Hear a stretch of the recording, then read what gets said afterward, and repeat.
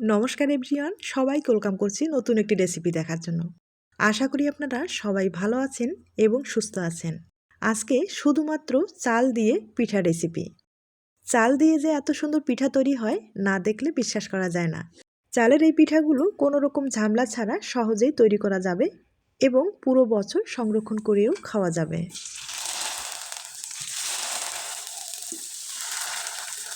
চলুন এবার মূল রেসিপিতে যাওয়া যাক। চাল প্রায় এখানে 200 গ্রামের মতো ব্যবহার করলাম। আর এটা আতপ চাল। চালটা আগে থেকেই আমি 4-5 ঘন্টার মতো ভিজিয়ে রেখেছিলাম। চালটা কিন্তু অনেকটাই নরম হয়েছে। এখন ব্লেন্ডারে খুব ভালোভাবে একটা পেস্ট তৈরি করে নেব। তবে আপনারা চাইলে সিদ্ধ চাল দিয়ে সহজেই এই ধরনের পিঠাগুলো তৈরি করে নিতে পারেন। অনেক সময় দেখা যায় আতপ চাল অথবা চালের গুঁড়োটা হাতের কাছে থাকে না, তাই আপনারা সিদ্ধ চাল দিয়ে কিন্তু এই ধরনের পিঠাগুলো সহজে তৈরি করে নিতে পারেন।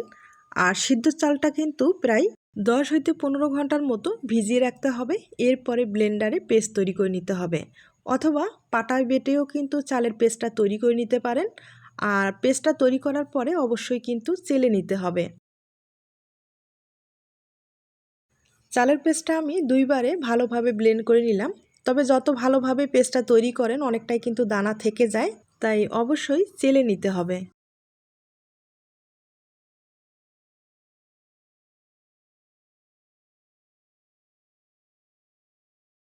চালের পেস্টটা আমি খুব ভালোভাবে চেলে নিলাম।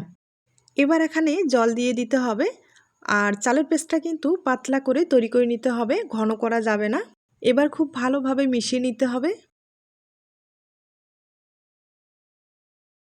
এখন আমি স্বাদ মতো লবণ দিয়ে দিব। লবণের পরিমাণটা কিন্তু একবারে কম করে দিতে হবে। এরপরে আবারও খুব ভালোভাবে মিশিয়ে নেব। আর এখন আপনাদের ঘনত্বটা দেখিয়ে দিচ্ছি।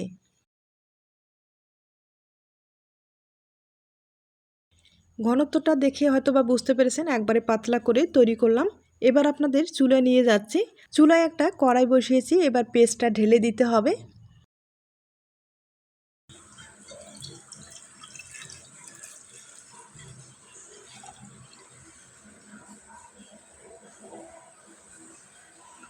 এবার খুব ভালোভাবে নেড়েচেড়ে নিতে হবে। নাড়াচাড়া কিন্তু কোনো অবস্থায় বন্ধ করা যাবে না।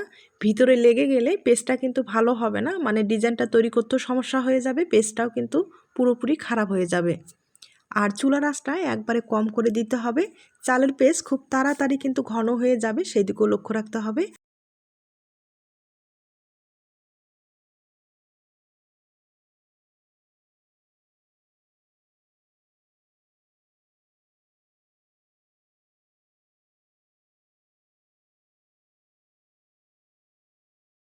চালের পেস্টটা অনেকটাই ঘন হয়ে গেছে। এখন চুলার আঁচটা কিন্তু আরও কম করে দিতে হবে। কম করে দিয়ে খুব ভালোভাবে নেড়েচেড়ে একটা ডো তৈরি করে নিতে হবে। ডোটা কিন্তু কোনোভাবে যেন শক্ত হয়ে না যায়, শক্ত হয়ে গেলে ডিজাইনটা তৈরি করতে সমস্যা হয়ে যাবে। তাই চুলার আঁচটা একবারে কম করে দিয়ে আলতোভাবে নেড়েচেড়ে ডোটা তৈরি করে নিতে হবে। আর এভাবে ডোটা তৈরি করলে ডোটা শক্ত হবে না, ডোটা কিন্তু অনেকটাই নরম হবে। আর ডোটা নরম হলে পিঠার ডিজাইনটা তৈরি করতে সুবিধা হবে।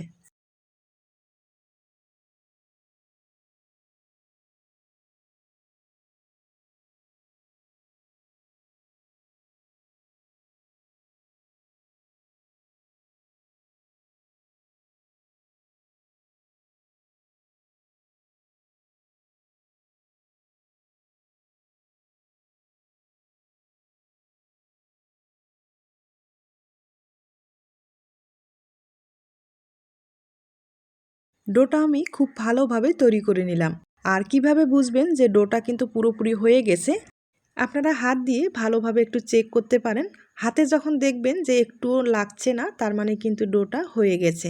আর অবশ্যই একটা ঢাকনা ব্যবহার করতে হবে, ডোটা যেন কোনোভাবে ঠান্ডা হয়ে না যায় সেদিকেও লক্ষ্য রাখতে হবে। এখন আমি পিঠাগুলো তৈরি করে আপনাদের দেখিয়ে দিচ্ছি। তার জন্য প্লাস্টিক ব্যবহার করতে হবে। হালকা করে তেল লাগিয়ে নিতে হবে। আমি প্লাস্টিকে হালকা করে একটু তেল লাগিয়ে নিলাম। এবার পিঠার ডিজাইনটা তৈরি করে আপনাদের দেখিয়ে দিচ্ছি। এখন আমি পিঠাগুলো তৈরি করে নেব। তার জন্য একটা সিরিঞ্জ ব্যবহার করব। আর সিরিঞ্জে কিন্তু মাত্র একটা ছিদ্রই আছে, সেই একটা ছিদ্র দিয়ে আমি পিঠাগুলো তৈরি করে নেব। তবে আপনারা চাইলে বড় সিরিঞ্জ দিয়ে পিঠাগুলো তৈরি করে নিতে পারেন। আর বড় সিরিঞ্জে কিন্তু অনেকগুলো ছিদ্র তৈরি করতে হবে। এরপরে পিঠাগুলো তৈরি করে নিতে হবে। আর যাদের বড় সিরিঞ্জ নেই তারা কিন্তু এরকম ছোট সিরিঞ্জ দিয়েই খুব সহজেই পিঠাগুলো তৈরি করে নিতে পারেন। তবে এই পিঠাটা ডিজাইনের কিন্তু কিচ্ছু নেই, শুধু ঘুরিয়ে ঘুরিয়ে এভাবে তৈরি করলেই হয়ে যাবে। এজন্য বারবার কিন্তু আমি বলে দিচ্ছি যে ডোটা নরম রাখতে হবে। নরম রাখলে সহজেই এই সিরিঞ্জ দিয়ে পিঠাগুলো তৈরি করা যাবে। আর শক্ত হয়ে গেলে পিঠাগুলো তৈরি হবে ঠিকই, কিন্তু অনেকটাই কষ্ট হয়ে যাবে। তাই ডোটা যদি নরম রাখেন, পিঠাগুলো তৈরি করতে সমস্যা হবে না। আমি একইভাবে কয়েকবার তৈরি করে আপনাদের দেখিয়ে দিচ্ছি। আপনারা চাইলে কিন্তু এখানে ফুড কালার ব্যবহার করতে পারেন, আর ফুড কালার ব্যবহার করলে দেখতে ভালো লাগবে। আর যদি ফুড কালারটা আপনাদের পছন্দ না হয় সেক্ষেত্রে স্কিপ করতে পারেন। এই পিঠাগুলো দ্বিতীয়বার আর কোনো ভাপে দিতে হবে না। আর এই পিঠাগুলো আপনাদের যদি রৌদ্রের ব্যবস্থা থাকে তাহলে কিন্তু রৌদ্রে শুকাতে পারেন, অথবা ফ্যানের নিচে রেখে কিন্তু অনায়াসেই পিঠাগুলো শুকিয়ে যাবে। এই পিঠাগুলো শুকানোর একটা কোনো রকম ঝামেলা নেই বলতেই চলে।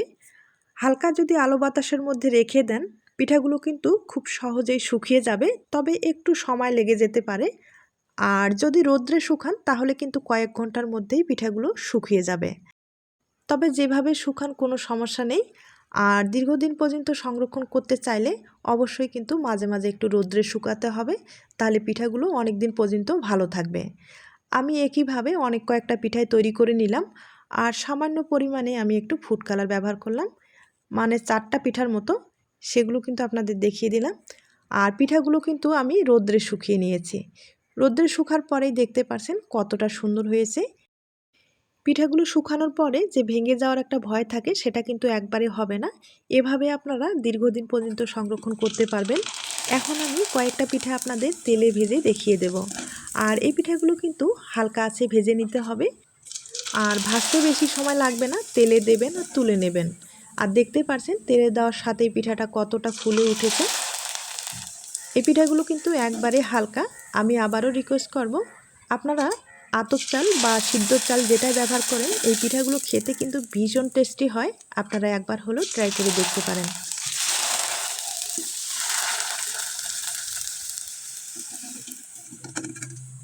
আমি আপনাদের কয়েকটা পিঠা ভেজে দেখিয়ে দিলাম। এবার একটা পিঠা ভেঙে দেখিয়ে দেব। তার আগে থেকেই আমি একটু গুড়ের শিরা তৈরি করে রেখেছি। এই পিঠাগুলো কিন্তু গুড়ের শিরা যদি দেওয়া যায় খেতে ভীষণ টেস্টি হবে। আপনারা এভাবে একবার হলেও খেয়ে দেখবেন। এখন একটা পিঠা আমি ভেঙে দেখিয়ে দিচ্ছি। তার আগে ছোট্ট একটা রিকোয়েস্ট থাকবে, পিঠার এই রেসিপিটি আপনাদের কাছে যদি ভালো লেগে থাকে বা আপনার কোনো উপকারে আসতে পারে তাহলে একটা লাইক দিতে পারেন। তাহলে আজ এ পর্যন্ত, নতুন কোনো রেসিপির সাথে আবার দেখা হবে। সবাই ভালো থাকবেন এবং সুস্থ থাকবেন।